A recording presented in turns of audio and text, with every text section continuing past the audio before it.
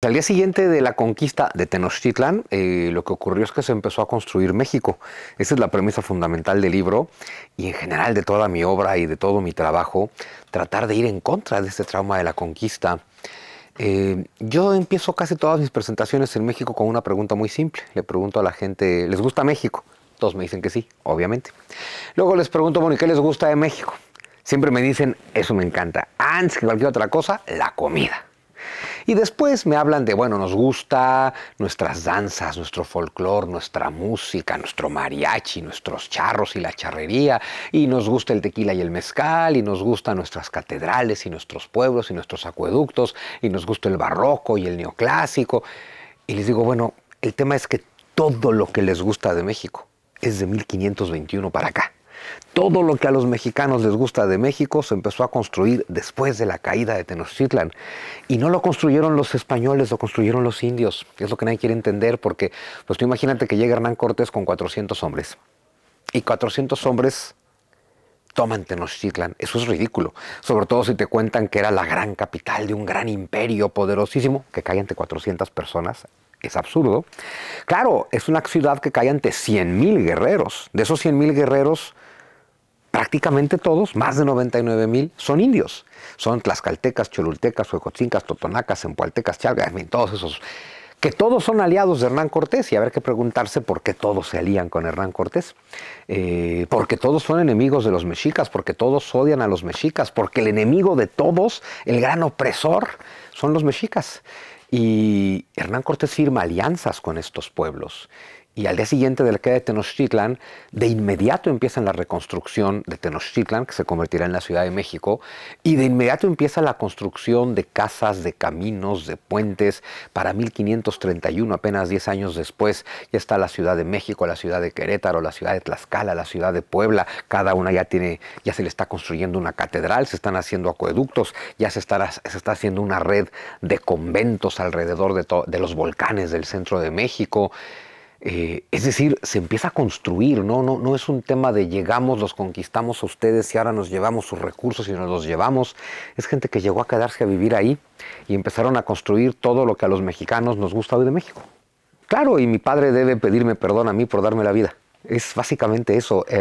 Otra vez, el único México que existe es el de hoy, y el de hoy es mestizo, es hispano, es católico, es barroco, es neoclásico.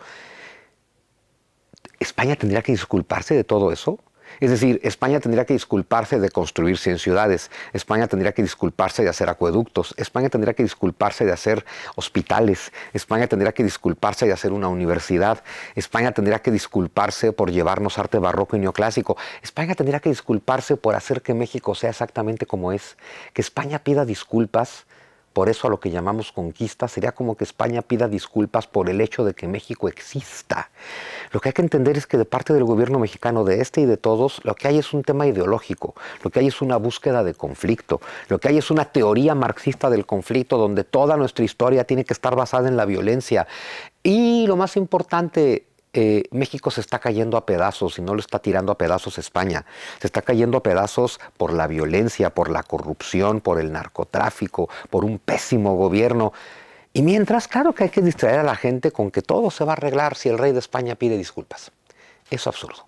Yo creo que sí, porque somos 550 millones de individuos que hablamos español. Es que ya nada más con eso, a mí me impresiona ver cómo en Europa se las ingeniaron para armar un bloque que siento que hoy se está derrumbando un poco, pero el tema es que de pronto tienes a más de 20, bueno, empieza con 15, diferentes naciones con diferentes lenguas, con diferentes formas de entender su cristianismo, con diferentes visiones. ¿Y qué pasó en Europa? Evidentemente, tienes a muchos países que tienen cosas muy distintas, pero que tienen cosas en común. ¿Cómo se formó la Unión Europea? ¿Concentrándose en aquello en lo que son distintos? No. La Unión Europea se puede formar si se concentran en aquello en lo que son similares. Bueno, pues entonces 550 millones de individuos la tenemos más fácil que Europa porque ya hablamos español, ya es una cultura católica, aunque uno como individuo no lo sea, pero la cultura sí que lo es. Tú ya tienes la lengua española, ya tienes la tradición católica, ya tienes esa cosmovisión, ese arte, esa visión, esa estética, esa tradición, esa cultura, esa historia. La tenemos más fácil que Europa para hacer una unión, pero esa unión sería tan poderosa que es mejor que no exista para muchos. Hernán Cortés es el padre de la patria porque Hernán Cortés es el hombre sin el cual México no existiría. Ahora, yéndonos más a profundidad, uno de mis libros más exitosos en México y probablemente mi libro favorito de los míos es mi libro sobre Hernán Cortés, Encuentro y Conquista.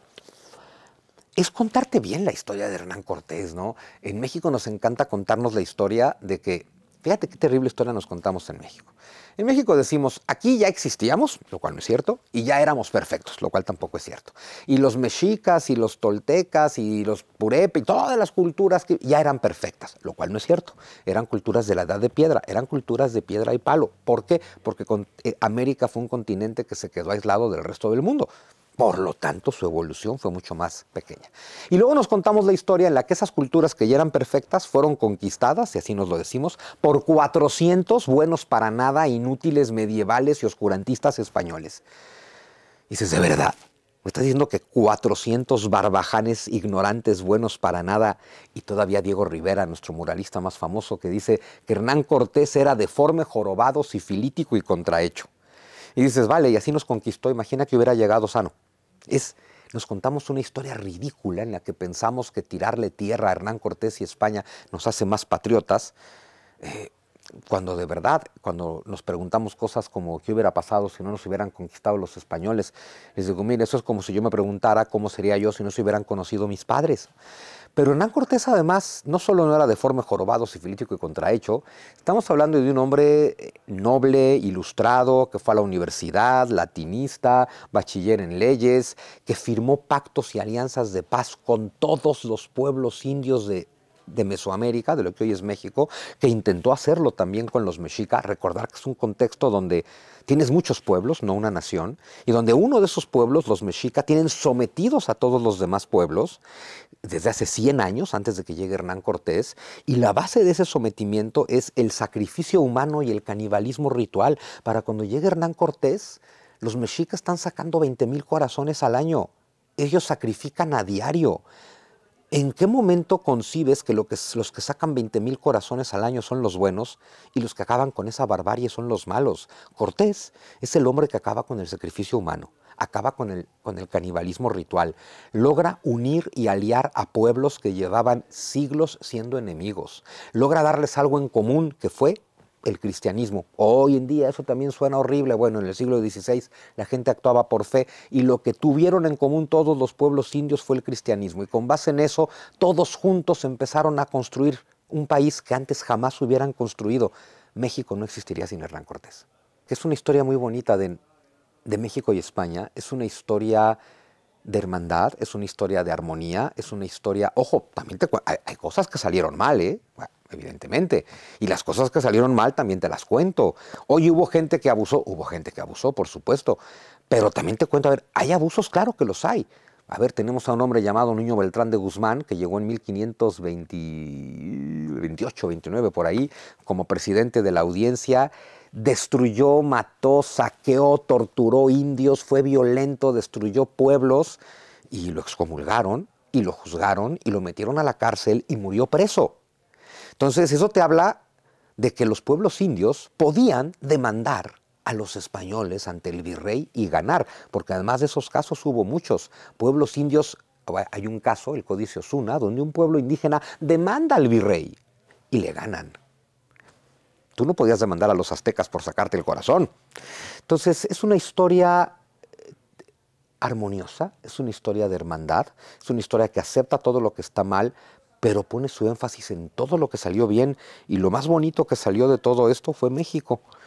Tal vez la cosa más bonita que ha hecho España, México, que es una tristeza que hoy en día todo esto que se llama progresismo te quiera contar historias siempre de conflicto, siempre de violencia, siempre de encuentro agresivo. Esa historia no le conviene a nadie.